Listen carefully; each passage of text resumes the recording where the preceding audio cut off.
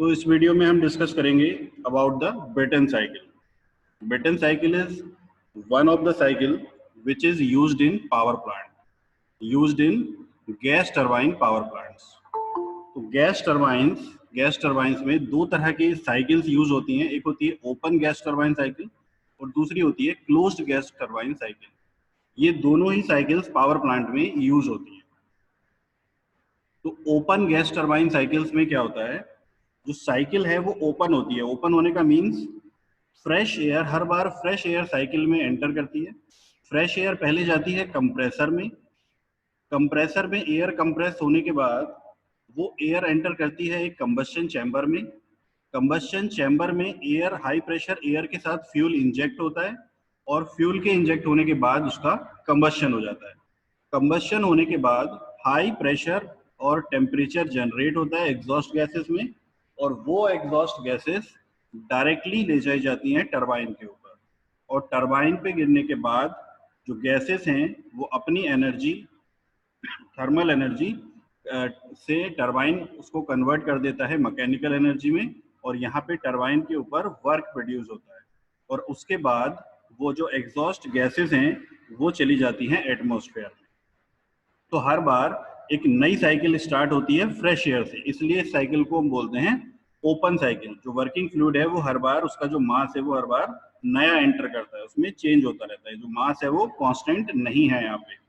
तो ये होती है हमारी open cycle, open gas turbine cycle, जो पावर प्लांट में यूज भी होती है। अब गैस टरबाइन पावर प्लांट्स में एक डिसएडवांटेज होता है कि टरबाइन जितनी पावर जनरेट करता है उसका अराउंड 40 to 60%, ये जो मैं बता रहा हूँ आपको 40 to 60%, याद रखना है इसको, 40 to 60% पावर कंप्रेसर एब्जॉर्ब कर लेता है।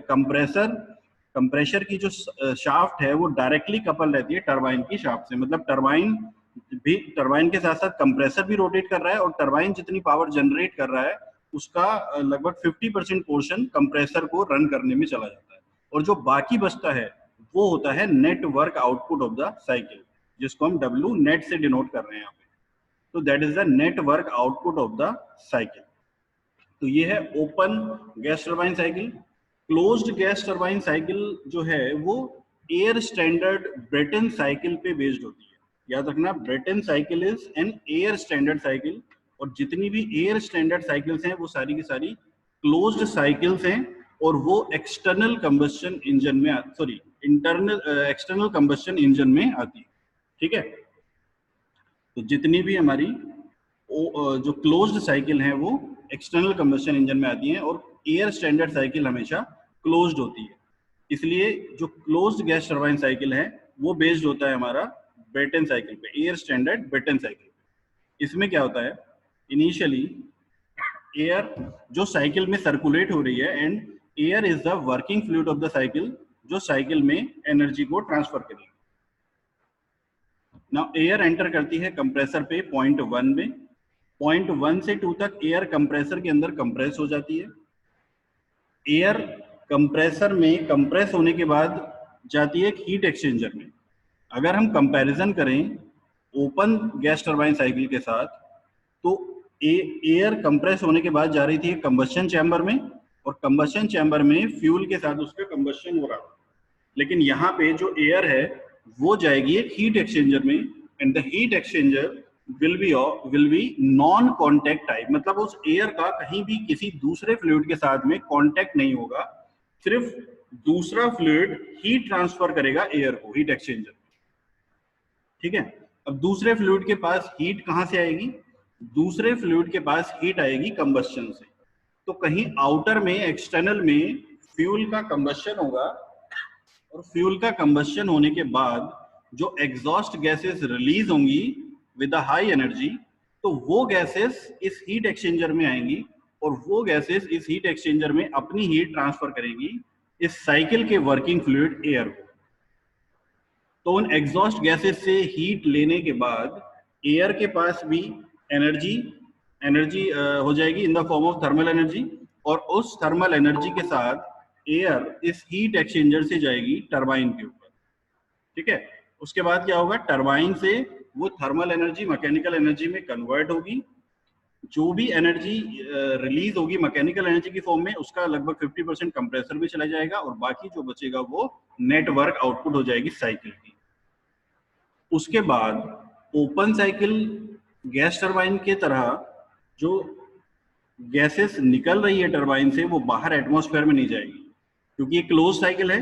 तो टरबाइन से निकलने के बाद एयर वो जाएगी एक दूसरे हीट एक्सचेंजर में, जहां पे वो अपनी बची हुई हीट को रिलीज कर देगी। तो यहाँ इस दूसरे हीट एक्सचेंजर में कोई एक दूसरा फ्लूइड यहाँ पे सर्कुलेट हो रहा होगा, कोल्ड फ्लूइड, जो कि इस हॉट एयर से अपनी उस हॉट एयर से हीट को लेने के बाद उसको कहीं कूलिंग टावर्स में रिलीज कर देगा और वापस से हीट एक्सचेंजर में सर्कुलेट होता रहेगा। तो यहाँ इस हीट एक्सचेंजर में जो एयर जितनी भी एनर्जी उसके पास बची है वो अपनी हीट को रिलीज कर देगी किसी दूसरे वर्किंग फ्लूइड को, और उसके बाद कूल होने के बाद वो साइकिल में वापस से कंप्रेसर में एंटर करेगी। तो इस तरह से ये साइकिल रिपीट होती रहेगी। That is the close cycle, जिसमें जो वर्किंग मीडियम है वो एयर है। वर्किंग मीडियम एयर इसलिए भी है क्योंकि जो क्लोज्ड साइकिल है वो एयर स्टैंडर्ड बेटर साइकिल पे बेस्ड होती है, और एयर स्टैंडर्ड साइकिल्स में हम ये एज्यूम करते हैं कि air is the working fluid. लेकिन यहाँ पे एजम्पशन की जरूरत नहीं है, यहाँ एक्चुअल कंडीशन में भी क्लोज साइकिल गैस टरबाइन में एयर ही as a working fluid use होता है। तो ये दो तरह की जो साइकिल्स हैं, ओपन साइकिल और क्लोज साइकिल, वो गैस टरबाइन में यूज होती हैं, और दोनों ही तरह का अरेंजमेंट पावर प्लांट्स में यूज भी होता है। ठीक है, तो इसके बाद हम देखते हैं एयर स्टैंडर्ड ब्रेटन साइकिल। तो यहाँ पे में इसका पीवी और टीएस डायग्राम बना हुआ है। टीएस डायग्राम में जो साइकिल है क्लोज्ड ब्रेटन साइकिल या एयर स्टैंडर्ड ब्रेटन साइकिल, वो टीएस डायग्राम और पीवी डायग्राम पे ड्रॉ। किस तरह से ये काम करती है? क्लोज साइकिल की अगर हम बात करें तो सबसे पहले 1 से 2 प्रोसेस जो होता है दैट इज आइसेंट्रोपिक प्रोसेस, और इस प्रोसेस में होता है कंप्रेशन इन ए कंप्रेसर।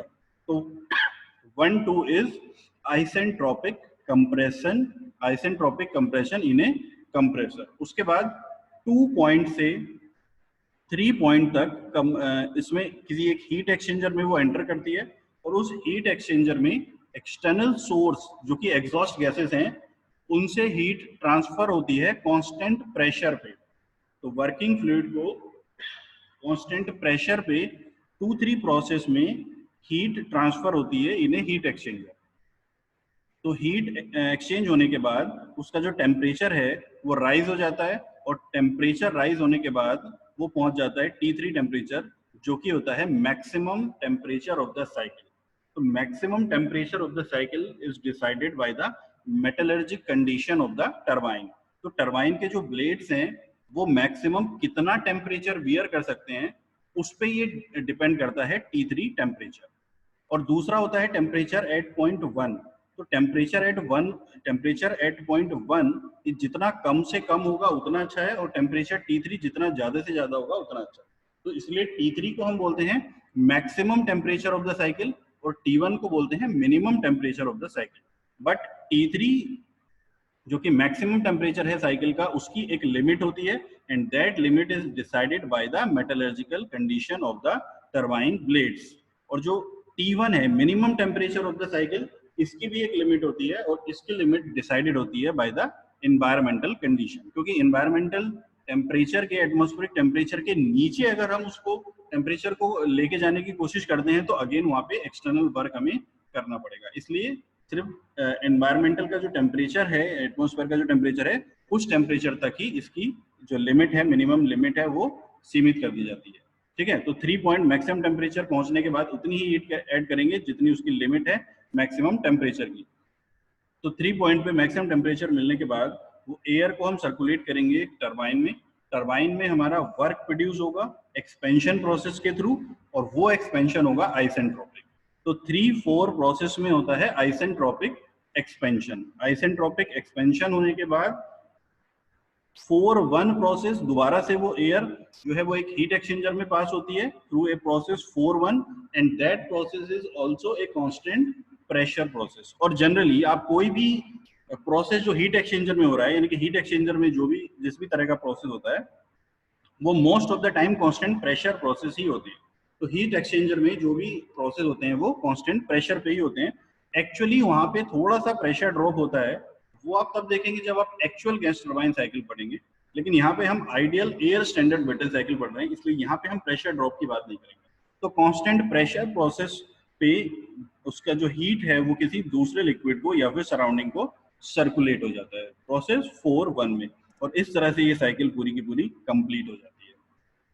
तो 1-2 is isentropic compression, 2-3 constant pressure heat addition, 3-4 isentropic expansion in the turbine, and 4-1 is constant pressure heat rejection। अब देखो यहाँ पे जो दो प्रोसेस हैं 2-3 and 4-1, ये दोनों प्रोसेस कांस्टेंट प्रेशर प्रोसेस है। इसका मतलब पॉइंट 2 का प्रेशर और पॉइंट 3 का प्रेशर बराबर होगा, पीवी डायग्राम में देख सकते हैं। पॉइंट 2 का प्रेशर और पॉइंट 3 का प्रेशर बराबर है, और पॉइंट 1 का प्रेशर और पॉइंट 4 का प्रेशर भी बराबर है। इसका मतलब पूरी की जो पूरी साइकिल है वो दो प्रेशर लिमिट्स के बीच में काम कर रही है। One is the minimum pressure P1 and other is the maximum pressure P2। इन दोनों के रेशियो को इस साइकिल में हम बोलते हैं pressure ratio. The pressure ratio जिसको हम RP से डिनोट करेंगे, and RP will be RP is equal to the P2 upon P1। P2 is the maximum pressure of the cycle and P1 is the minimum pressure of the cycle. So the ratio of the two pressure limits of the cycle is known as pressure ratio. So this is the TS diagram and this is the PV diagram. तो ये TS और PV diagram है air standard Brayton cycle. उसके बाद हम देखते हैं efficiency of the Brayton cycle. Efficiency कैसे निकालते हैं? तो यहाँ पे एक TS डायग्राम मैंने फिर से यहाँ पे ड्रॉ कर लिया है, जिसमें पूरी की पूरी जो ब्रेटन साइकिल है एयर स्टैंडर्ड ब्रेटन साइकिल वो ड्रॉ हो रखी है।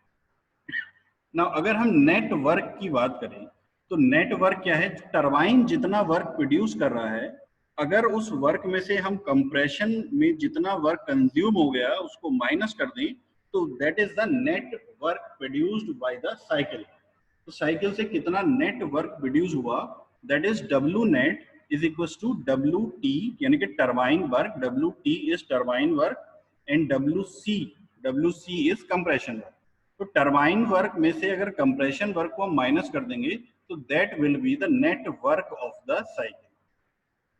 Now if we apply the first law of thermodynamics for a cyclic process, क्योंकि ये साइकिल में काम कर रहा है, तो साइकिल पूरी साइकिल के लिए अगर हम इसमें फर्स्ट लॉ ऑफ थर्मोडायनेमिक्स को अप्लाई करेंगे तो first law of thermodynamics for a cyclic process will be the net work done during the cyclic process is equals to the net heat transfer during the cycle.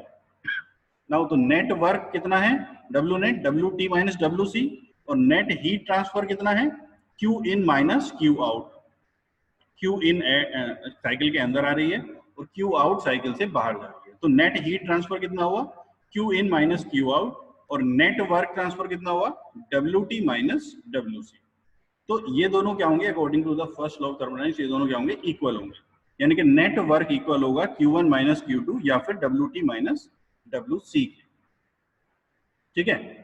Now अगर हम 1-2 process की बात करें, 1-2 is isentropic compression process. Process 1-2 is isentropic. तो 1-2 process के लिए अगर हम टेम्परेचर और प्रेशर का रिलेशन देखें तो that will be the T2 upon T1 is equals to P2 upon P1 to the power gamma minus 1 upon gamma, and the P2 upon P1 is the pressure ratio जिसको हम denote कर सकते हैं RP से। इसका मतलब क्या हुआ कि T2 upon T1 is equals to RP to the power gamma minus 1। T2 upon T1 is equals to RP to the power gamma minus 1। उसी तरह से अगर हम 3-4 प्रोसेस के लिए 3-4 process is again isentropic process, और अगर इस आइसेंट्रोपिक प्रोसेस के लिए हम टेम्परेचर और प्रेशर का रिलेशन देखें तो that will be T3 upon T4 is equal to P3 upon P4 to the power gamma minus 1 upon gamma. ठीक है। Now T3 upon T4, P3 upon P4 को P3 is equal to P2 and P4 is equal to P1। तो P2 upon P1 और P3 upon P4 दोनों बराबर हैं, तो P3 upon P4 को भी हम क्या लिख सकते हैं, RP लिख सकते हैं। तो यहाँ पे भी क्या आ जाएगा, RP। तो T3 upon T4 is equal to RP to the power gamma minus 1। तो इससे क्या हो गया, T2 अपॉन T1 और T3 अपॉन T4 ये क्या हो जाएंगे, बराबर हो जाएंगे। नाउ T2 अपॉन T1 और T3 अपॉन T4 क्या हो जाएंगे, बराबर हो जाएंगे। इसका मतलब हम इनको क्रॉस मल्टीप्लिकेशन अगर करेंगे तो क्या हो जाएगा, T4 हम इधर ले आएंगे तो ये हो जाएगा T4 अपॉन T1 और T2 को RHS में ले आएंगे तो ये हो जाएगा T3 अपॉन T2। तो इस इक्वेशन से हमें क्या मिला, T4 upon T1 is equal to T3 upon T4। ठीक है, अब आते हैं इफिशियंसी। इफिशियंसी क्या होती है, आउटपुट अपॉन इनपुट। तो आउटपुट यहाँ पे क्या है, नेट वर्क प्रोड्यूस, जो साइकिल ने नेट वर्क प्रोड्यूस किया दैट इज द आउटपुट। और इनपुट क्या है, जितना हमने हीट उसको इन किया that is the input of the cycle. तो efficiency, thermal efficiency of the Brayton cycle will be W net upon Q in. W net upon Q in क्या हो जाएगी, इफिशियंसी ऑफ द साइकिल। ठीक है, W net upon Q in is the efficiency of the cycle. W net को हम क्या लिख सकते हैं, W नेट को हम लिख सकते हैं Q in minus Q out. तो यहाँ पे लिख लिया हमने Q in minus Q out upon Q in. Now इसको इस तरह से भी लिख सकते हैं 1 minus Q out upon Q in. ठीक है, thermal efficiency is 1 minus Q out upon Q in is equal to, अब Q आउट क्या है, Q out is the Q out is the energy जो कि साइकिल से बाहर हो रही है, यानी कि हीट जो साइकिल से बाहर जा रही है कांस्टेंट प्रेशर प्रोसेस 4-1 में। ठीक है, कांस्टेंट प्रेशर प्रोसेस 4-1 में। तो Q आउट कितना हो जाएगा, Q out will be the MCP T1 minus T4। Final temperature process का, प्रोसेस कौन सा है, 4-1। तो 1 is the final state and 4 is the initial state. तो MCP कांस्टेंट प्रेशर पे है, तो MCP final state T1 minus T4। लेकिन Q आउट रिलीज हो रही है, सिस्टम से बाहर जा रही है, and heat rejected from the cycle is negative. तो अगर उस नेगेटिव को हम अंदर मल्टीप्लाई करेंगे तो ये क्या हो जाएगा, MCP T4 माइनस T1 हो जाएगा। Q इन क्या है, heat added to the cycle at constant pressure. तो ये क्या हो जाएगी 2-3 प्रोसेस में, तो ये क्या हो जाएगी MCP T3 माइनस T2। ठीक है, तो अगर हम इसको पर यूनिट मास में लेते हैं तो मास दोनों में कैंसिल हो जाएगा, क्या बचेगा CP T3 minus T4, T4 minus T1, और Q इन हो जाएगी CP T3 माइनस T2। ना यहाँ पे CP से CP कैंसिल हो गया। CP से CP कैंसिल होने के बाद हमने इस न्यूमरेटर में क्या किया, इस न्यूमरेटर में हमने T1 को कॉमन ले लिया और डिनोमिनेटर में T2 को कॉमन ले लिया। तो क्या बचा, thermal efficiency is equal to 1 minus T1 ऊपर से कॉमन, उसके बाद क्या बचा T4 माइनस T1 माइनस 1, और नीचे से T2 कॉमन, तो क्या बचा T3 minus T2 minus T1। Now T4 upon T1 is equal to T3 upon T2। अभी हमने इसको प्रूव किया है, T4 upon T1 is equal to T3 upon T2। यहां से देख सकते हैं इस इक्वेशन से हम T4 upon T1 is equal to T3 upon T2। ठीक है, तो इसको ये दोनों जो है वो इक्वल हैं। इसका मतलब ये वाली जो पूरी टर्म है न्यूमरेटर में, ये डिनोमिनेटर वाली टर्म से कैंसिल हो जाएगी। तो क्या बचेगा ऊपर न्यूमरेटर में T1 और डिनोमिनेटर में बचेगा T2। Now thermal efficiency of the Brayton cycle will be 1 minus T1 upon T2। T1 upon T2, अब इस T1 अपॉन T2 को, T1 को अगर मैं नीचे लेके आऊं तो ये हो जाएगा 1 minus 1 upon T2 upon T1, and T2 upon T1 is RP to the power gamma minus 1 upon gamma. तो थर्मल इफिशियंसी क्या हो जाएगी 1 minus 1 upon RP to the power gamma minus 1 upon gamma. That is the thermal efficiency of the Brayton cycle.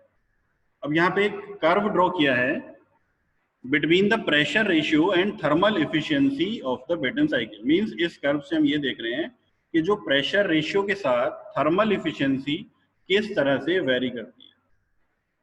तो इस graph से साफ दिखाई दे रहा है कि प्रेशर रेशियो को जैसे जैसे हम इंक्रीज करते हैं, प्रेशर रेशियो को जैसे जैसे हम इंक्रीज करते हैं वैसे वैसे थर्मल इफिशियंसी इंक्रीज होती है।